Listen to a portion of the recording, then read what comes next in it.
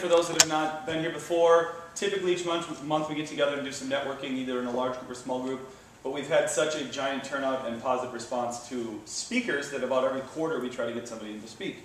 And as it happens today, our lovely speaker is Ms. Christy Trias. So, she is a certified life coach, certified master trainer, and author of the book, as we just stated, Live Life Beyond the Laundry, which focuses on 7 strategies to shift your life from chaos to calm. I love that those are both C's, by the way. Her business, Simply Balanced Coaching and Training, provides coaching and training to groups, businesses, and individuals. She has over 20 years of experience, in training, coaching, and sales. This, paired with her passion to help people grow and develop to reach their fullest potential, creates a highly effective training and coaching style. She received her Master's in Business Administration, which is an MBA, obviously, at the University of St. Thomas, and her bachelor's degree in marketing at the University of Wisconsin Lacrosse, which I believe they do have a great lacrosse team, don't they? I believe they do. I've always wondered that. I'd like to check it out. Yeah. Simply Balanced Coaching and Training specializes in helping busy working people learn to balance all of life's responsibilities so they have more time and energy to enjoy their life. So, she will be speaking. I won't even go over the topic. It's straight in front of you. Everybody, let's welcome Christy Trias. Thank you, Mike, for that great introduction. So now I'm going to shift from being your sponsor to being your presenter today. And once again, thank you for coming. There are handouts at your table, so you can follow along and take notes. But today we're going to be talking about email efficiency. And who feels like they just have way too many emails in a day? You're drowned in emails. And you take a significant amount of time each day to process those emails. So if you incorporate the tools that I'm going to talk about today, I promise you, you will have 1 more hour back every day in your life. And we only have 24 hours each day. So wouldn't it be great to have 1 back? So who would like 1 hour back each day in their life? So if you have a pen, I'd like you to write at the top of your handout, what would you do with that hour?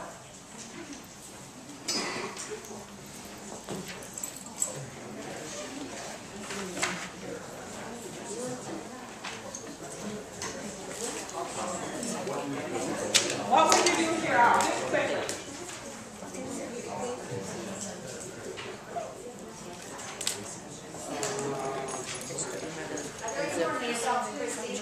Over here. Does anybody have extra handouts? I have a pen for you. We can make a few extra if we need to as well.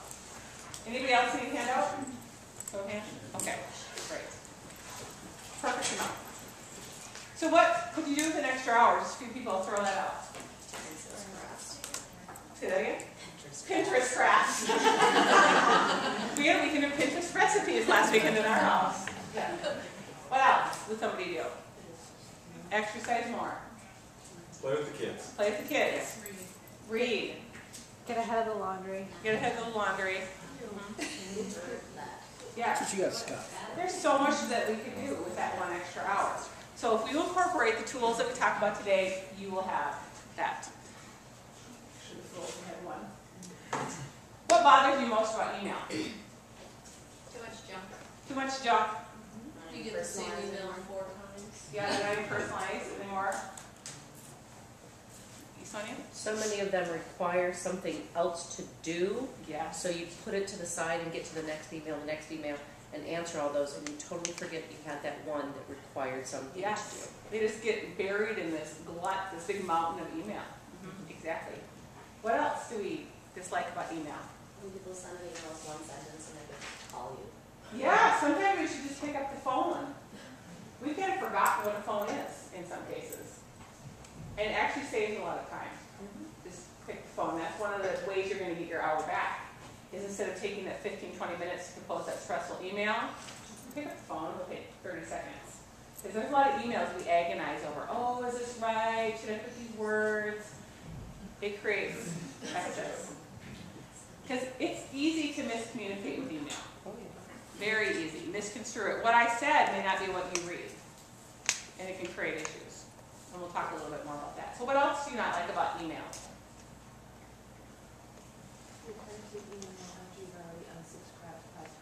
When you unsubscribe, you're still getting it. Because they've got you looped in to 5 or 6. And there are some that do that.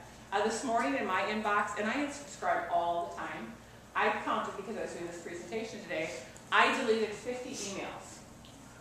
Within them, one of them had value to my life. And so I literally clicked at the top, hit the shift key, clicked at the bottom, and hit delete. I didn't even look at them. I just skimmed the subject lines to make sure there was nothing important from one of my friends or colleagues. Yes, from Sonia. So I want you guys to jot something else at the top of your paper, just to keep in your mind. In my longer presentation, we actually do a whole math equation around this.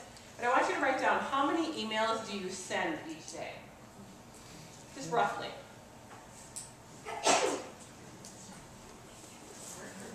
Both. And then how many do you receive each day?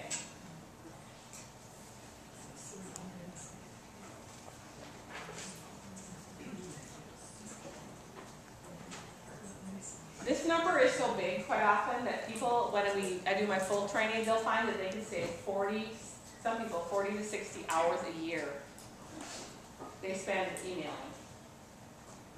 They do email, the only thing they do more than email is breathe. And that's in perspective in many people's lives. So you can change that.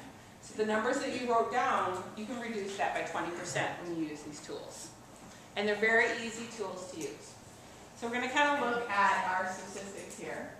I'm not used to using a roller, it goes faster.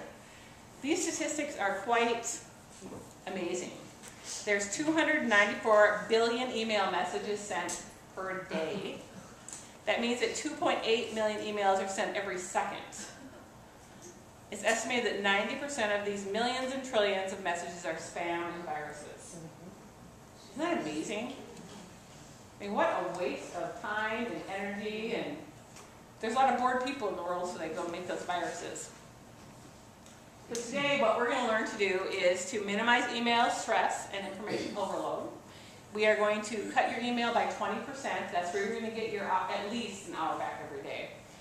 And then we're going to learn how to make them better, clear and concise. So what you're sending to your customers is very clear. One of the other things that we're going to talk about today at the end of this is email a networking tool. So kind of be thinking about that as we're going through this, because is email a form of networking? So I'm going to share some interesting information with you about that. Oops.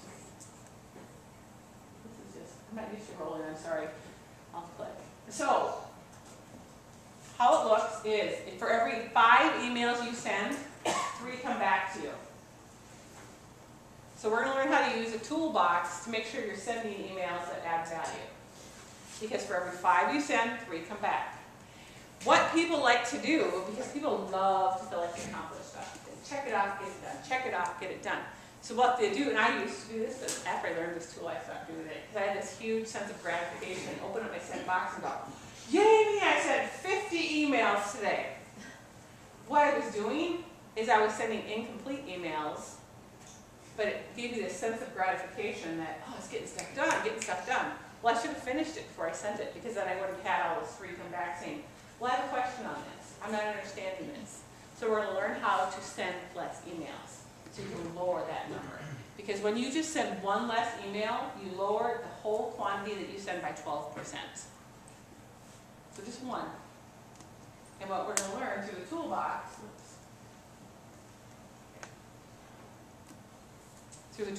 that we're going to go through is how to make that happen. So you all have the beginnings of your toolbox on the table right there. And the first column we're going to talk about, is this email needed? So is it timely? Do we really need, have we finished everything that we need to do? So for an example would be that you have a project that you need to email somebody about by Thursday, and you're halfway done, but you just want to give them a check-in and say, hey, I'm doing really great on this, I'm getting things done, and it's only Tuesday. That's a completely useless email. They don't care. They've got their own stuff to do. But it makes us feel good to get that. Oh, let them know that I'm working on it. Wait till it's done and send it. So the first criteria, and this is before you hit send. That's the key at the top of your toolbox. Before you hit send, your email has to meet these criteria. So is it timely? The second one, is it pertinent? Does it really matter? And finally, is it complete? So does your email meet those three criteria? The next column that we talk about is it appropriate? Because not everything should be put in an email. Who gets emails that and they go, wow, that is too much information, or I didn't really need to know that. Have we all gotten those? Yes. My response to that is, you don't know where that person's going to forward that email to. So because you sent it, they can forward it anywhere. So the criteria to look at in that area, would you want your email to end up on the front page of the Owatonna People's Press? If you don't want it showing up there, then you probably shouldn't send it an email, you should pick up the telephone. A lot of us like to send emails to CYA, cover our butts, because it does create a trail change, and there is a good reason for that. I mean, that's okay to do that. But if there's a very sensitive piece of information that is sent, pick up the phone, schedule a meeting, things along that line. The third one is offensive.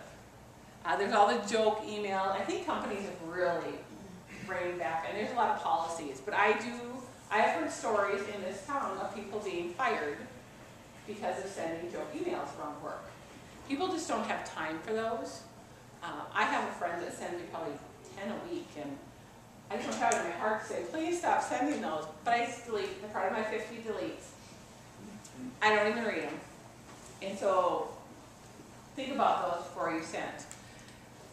So is it appropriate? The other thing I want to talk about in email is, and I started to touch on this, and it does play into the is it complete. I have a story to share about email getting confused. And I talked earlier about what I type. You're leaving it open for interpretation from the other person. So I actually have a personal scenario from years ago in my life where I emailed my boss. It was back when I was in corporate America. I emailed my boss a question, and he completely misunderstood it. It wastes so many people's time. But I'm just going to share the story with you. So I was scheduled to take a day of vacation. It was a Friday. And I ended up not taking my day of vacation because I had all this extra work. And my boss happened to be gone that day. Well, at most companies, you have to let your boss know those things so that they get payroll correct. And so I emailed my boss and I said, I'm not going to take my vacation day because I ended up working instead. Seems simple enough, doesn't it? Well, my boss misunderstood that. And about 3 days later, I got an email from him saying, well, I went to HR and I'm really sorry, but we don't give comp time at this company. I was like, what? So I went to him then, because he had gone to HR, wasted 2 people's time in HR, and I'm like, all I said was I'm just not going to turn in the vacation time. I wasn't asking for comp time. And so what I told him, and this was, I can't believe I said this, I said, maybe you should quit checking your emails at 3 o'clock in the morning. Because we were very tired when you read my email and you misunderstood it. And I thought, this is a lesson for him. I was coaching him. And it was really a huge learning lesson for me on what should and should not go in emails. Because who's ever misunderstood an email? Or a text. Text is the same thing. And the word that comes to mind in that is when you ask somebody a question and they reply with the word fine. So what is the word? That can be bad. It can be fine then, or fine okay, or fine, sure, that works. But you don't know how that's going to be misconstrued. So just take it on. Because misinterpretation happens all over, and it wastes a lot of corporate dollars and company dollars. So the last one I want to talk about in this particular bucket is targeted. Who has ever gotten an email where reply to all was hit and the whole group did not need to see this? All right. So I'm going to ask you guys a question. Who thinks they use reply to all too often? Who thinks their coworkers use reply to all too often? Look around the room. Maybe some of you just look in the mirror. because somebody's using it too often. So when should we use reply to all? So think about that. Does the whole group need to know, or does just the person that sent it to you need to know? Sometimes we just like to get credit because it makes us feel good. But it doesn't really, it just creates ruckus. Because what reply to all does, say there's 20 people in the group, and then you hit reply to all, so your email goes out to 20 people, then they hit reply to all, and that email goes out to 20 people. Before you know it, you've got like 250 emails going around. For every 5 you send, 3 come back. So think about it before you do reply to all. Have your distribution list very, very targeted. So any questions on the criteria? Yes, Sonia. I don't know if this is what you mean by distribution list, but when I'm sending an email, if I want reply from everybody and I want everyone to know what's going on, I do it in the to Yes. area. When I just need answers back to me, I do it in the BCC because people automatically hit reply all and it will only go to me. Yes, and that's a very good tool, a very good tip. One of the things, and I actually did this mistake last week, I'm on the Marching Band Festival Committee, and I needed the distribution list, and so I went back in the notes and I grabbed one that was too old, and I sent an email to the whole group because they all needed to know, but it went to 2 people that are no longer on the committee. So just make sure your distribution lists are accurate, because people are always entering and exiting, whether it be something you're volunteering for or in your business. So very good point. I want you guys to look at these examples and tell me what is wrong with that example.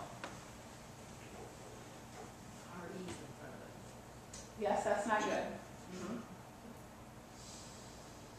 Read what it says. Can you read it? Do we need to turn the light off? Or? Why didn't you just wait until after Exactly. 5 o'clock? Exactly. Why didn't you wait? It wasn't timely. We didn't need to send that email yet. It does, doesn't it? The main thing is you should have waited till 5 o'clock. You just wasted the time. Here's another one. What's wrong with this one?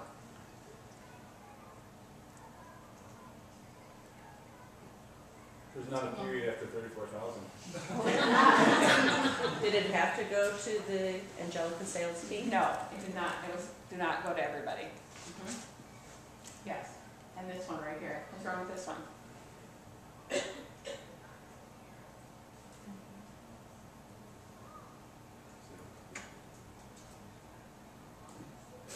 A lot of things. A lot of things. People send emails like this. Creates a lot of problems. So before you hit send, make sure your email follows those 3 criteria. Now we're going to talk about tool number 2, and then we'll talk about the networking piece of it. This is how you improve your email quality. One of the things that people I can't stand, or in a lot of people, is when you open an email and it's like a wall of words. It's like, seriously, I have to read all of this? Do I read it? No. But there's this really little piece of important information in paragraph 6, sentence 4. Oh, I missed it. That could be crucial information to something in your business, something in your personal life, something that you need to do and you dropped the ball because you didn't read it. It's too much information. Email is meant to be clear and concise. Clear and concise. So this tool will help you make your email clear and concise. We first start with the subject line. Some people leave the subject line empty. Some people put the entire first sentence in the subject line, but you still aren't sure what it's about. So making a strong subject line is crucial. And what I want to share with you guys, this part right here, and everybody in this entire room, please listen to the next statement that I say. Do not use these for your external customers. Do not use these for your external customers. You will make them mad. This is for inside your company only. Unless you have a customer that you work with all the time and you explain to them what they need. Because if one of my customers got the word action in the subject line, they probably wouldn't hire me. Because they think, how rude is she? No. So this is for internal use. The power in this training is when your entire company does it and everyone's using it, it's like a ripple effect. It's just like, bam, productivity goes through the ceiling because everybody's using this. So I'm going to explain these to you. So how this looks, in your subject line you write the word action because there's action inside your email. Or in the subject line you write FYI. This is just information that you need to know. You don't need to do anything. It's just nice information. End of message. This is everybody's favorite one. This one keeps coming back. I did this training 4 or 5 years ago at a company. They still are talking about their EOM. So they put the word EOM in the subject line, and they just have a little snippet. There's nothing in the body of the email. You don't have to open it up. So how this might look is, if you are a sales manager and you want to communicate with your team that you're stuck on a phone call and the staff meeting needs to move out 15 minutes. You quick get on there, you put EOM, meeting postponed 15 minutes. Everybody will get it, they don't need to open it, it's quick, easy for you, quick, easy for them. So that. However, if you reply to an email where the message is EOM and you put something in the body of it, remove EOM because it's not going to get opened. Does that make sense? Mm-hmm. Okay. And the other one that, the NRN I have on here, but most people don't use that one. They use the first 3. How I've used this for a tool in my past. In my past, I was a sales rep at a company, and I went away to convention a lot. And I had a sales partner that took a lot of my calls while I was away at convention. So when I would come back to my office, I could very quickly glance at my 75 emails that I missed while I was gone and figure out which ones needed action so I could handle those first. The FYI ones, they could wait a week because there was nothing I had to do. So it helped me to sort and prioritize my work. So inside your company, if you're using this, and you guys take this and share it with your groups, with your companies, with your departments, it's a wonderful tool to create productivity. So use that information. Then we head into the body. So the body is supposed to be clear and concise. So on your toolbox, here's how an email is supposed to be structured.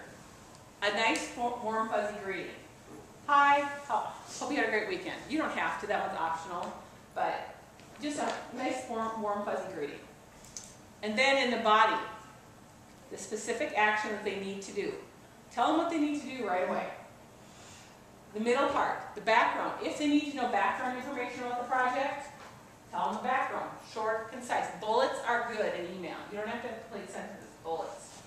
And then in the close, you summarize the next steps and your name. These are the next steps. So this is what you need to do. This is the background. These are the next steps. That is how quick, concise an email should be. Because that wall of words does not get read. It does not get handled. It gets deleted. And I know I hear stories about the companies where they know the email style of Mr. Boss, and they're like, oh, delete, delete, because they don't even want to read all those words. So don't be that person that sends that wall of words. So so I've got an example of, hopefully you won't find anything wrong with it, but this is how it's supposed to look. In the subject line, I have action, what you're supposed to do, and then I follow the body.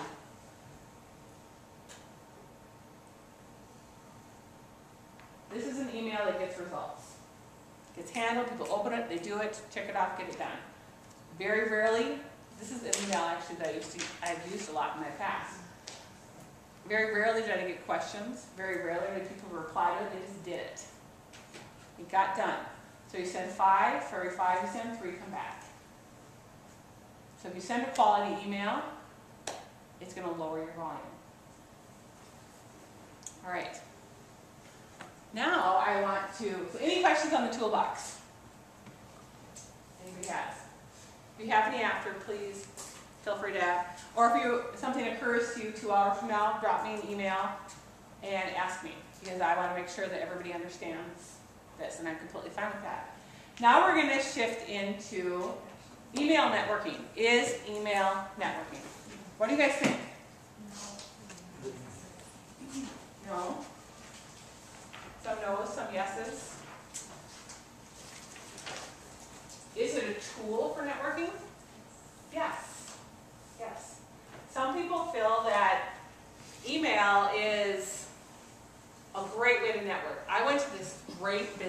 after hours at the chamber, and I gathered 85 business cards. And I'm going to email them all. Just say, hey, hi, I saw you. What a great networker I am. Then I go on about my business. Am I going to get business results from that? No. But people are out there doing that. That's the old way of doing it. Yes. That's when it all started. Yes. And that was great. It was Now great. it's not great. It doesn't work. So how should we use email as a networking tool? Follow-up. As a follow-up, Coordinate one-on-one. right? Coordinate one-to-one, Promote something. promote Invites. something. So invites, you said? Yeah, invites. Or like to introduce a colleague to someone else. Yes, and I use that a lot. In the subject line is a virtual introduction. It's a very nice way to offload something. I do this probably weekly because I like to connect people. And so I'll say, I'll put virtual introduction, and I'll put both people's contact names in it, and then I'll say, it's in your court now. Check it out, get it done, out of it. Because I have lots to do. You have lots to do. You don't need to facilitate this introduction. You just did it. And some people like to keep their fingers in it. So just do the virtual introduction. Great networking tool. It connects people to create successful revenue generating activities, and that's what networking is about, is to increase your revenue. So how else can it be used as a tool? Email. I put a few up here.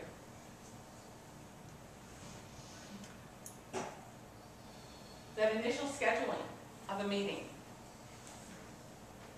To get something on the calendar, then you meet face-to-face or phone-to-phone. To initially get things set up. If my kind of rule with email is, if it goes back and forth more than twice, pick up the phone. Because who's ever been in an email chain that goes back 8, 9, 10, 11 times? And you're so confused by the time number 10 goes that you've scrolled down and reread the entire thing 4 times. You still don't get it, so then you pick up the phone anyways. There's part of your hour back. So any other thoughts on email being a form of networking or a networking tool? Well, I think it coincides with like Twitter and Facebook. If you always give important, useful information, you appear to be somebody who has information rather than being somebody that says flaws. Value added, yes. I actually signed up for a class last week on how to make videos part of your blogging.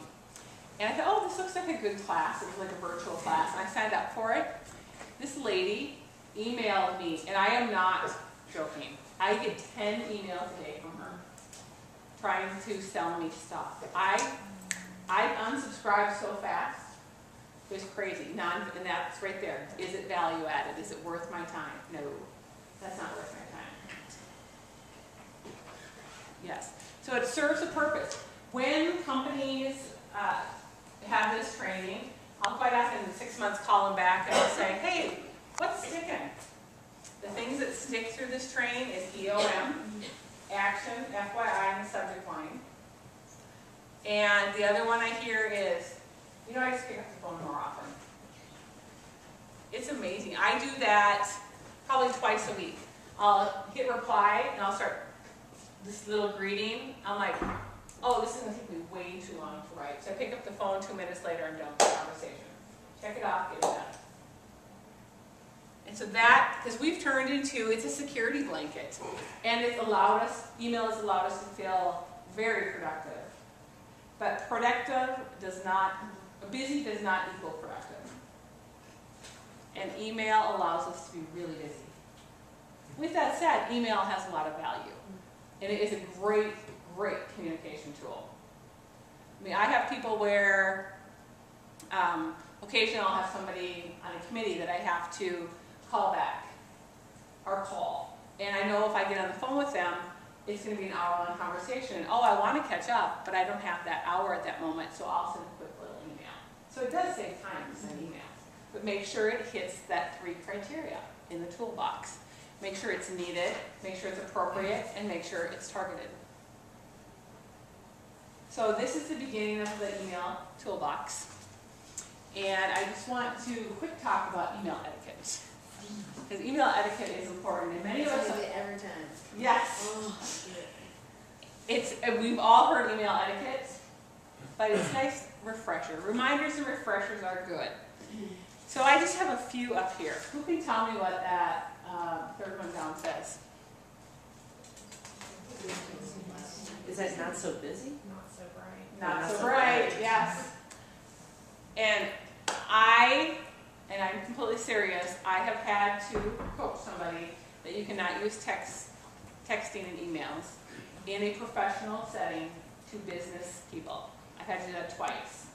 That was a hard conversation to have. So if you guys are in management or leadership roles and you have an employee doing it, it's a hard conversation, but do your business a favor and make sure that you stop them from doing that. Because it does happen. And it does make you seem not so bright. I feel like people are getting on a spell, like generation, because there's those things. Right. I mean, if your spell check is not on your email system, turn it on. Not everybody has it turned on. Use it. Spelling, that looks terrible when you send something out with misspelling.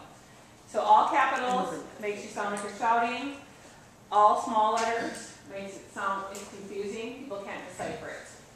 And there's Any other? no punctuation. No punctuation makes it confusing. What are some others that people know of? They use really big words to sound more educated or smart, but then it doesn't make any sense. Yes. They could use a small. Yeah, they can use a smaller normal word. What other? Anybody? Yes. The third one there might convey efficiency to the sender, but laziness to the receiver. Absolutely. That's a really good point. Really good point. Any others? It's all the message. We are our brand. Whether we work in corporate America, whether we work individually as a small business owner, what you put out there is what people think of you. And so make sure it's quality email, because that is what people think. And people want to do business with people that are professional, people they can trust, and people that have high credibility. And so from that aspect, email is a form of networking, because networking is building your business. And if you send out 4 emails, you're not building your business in an effective way. So, any questions anybody has? Are you fairly familiar with Outlook in general? Am I fairly? I use it. I have multiple email addresses set up that all filter into my Outlook. Do you know if there's a way to set it up so that my business ones can come here, my personal ones can come here, my husband's can go here? That I do not know. That would be a question for a tech savvy person. I have a phone that does. I can teach you how to do that. Yeah. You do know how to do that? It's rules. The technicalities behind Outlook, It's in rules. a lot of this information, I've researched email efficiency, not how to actually do it from the technical side, but I've researched how to be more efficient, because I love efficiencies. And so one of the main books that I did get some of this information out is called The Hamster Revolution. And it's a really good read about just creating more efficiency. I added more stuff into it because there's so much information out there on how to produce good email. It's a work tool. Use it to benefit you. So what other questions anybody have? What about collections via email? I don't have to make the phone call just because it's sort of an uncomfortable subject, Yeah. but I prefer to answer the phone.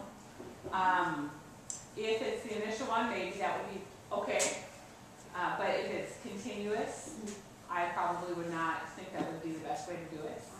Does anybody else have any thoughts on that? Collecting money from somebody? Collections, like somebody's past due on their bill. yeah. I prefer to send it via email. I usually ask the customer how they prefer to be contacted, and I actually get better response when we use the different Phone, fax, and text, or phone, email, and text. That's actually a really good question. I ask my customers, what is your preferred form of communication? Do you want me to call you? Do you want me to email you? Because I will have people say, email me. I don't even take phone calls. I'm like, okay. And I actually note that in my customer account. They simply are so busy. With that said, from time to time I have to pick up the phone. But when I do, they know that I really do need to pick up the phone. So that's a great question. Yes? A tool that people should know about is the red receipt. Some people call it read receipt, but it's red Yeah. receipt. Especially with that cover, your tushy. It does. It produces more emails in your inbox. Yeah, but sometimes you need that person read it, I'm gonna save it in a folder. And so the So when they keyword say there I is never sometimes. knew about it, So the key word there is sometimes. yes. I do know individuals that do read receipt or read receipt on every email they send. You And- just, I just opt out to not reply if you just, I had a coworker that every email she sent had a read receipt and I read receipt. And I'm just like, I'm not even gonna tell her, you know, cause you have Right. an option to. Absolutely. So it does create more But work. then they get a thing that says they didn't read it. Well, Right. then maybe she got the point. Yeah. Right, exactly. Sorry. Any other questions anybody has? If you think of any of them, let me know. Use the toolbox. Share it with your team. I just want to put the word caution in there one more time. Do not use the action FYI and EOM with your customers unless they understand why you're using it. So if you are work in a warehouse and you work with a freight company all the time, yes, that's an outside person. So tell them, because you're emailing with them 10, 12 times a week. Use that. But if it's just a customer, do not put that in there. It will hurt. So I hope everybody heard that, because that's really important. But let me know if you do have any questions. You all have your hour back if you choose to use these tools. If you choose not to use these tools, it'll be right where you were. So make the choice to move forward. So thank you, everybody.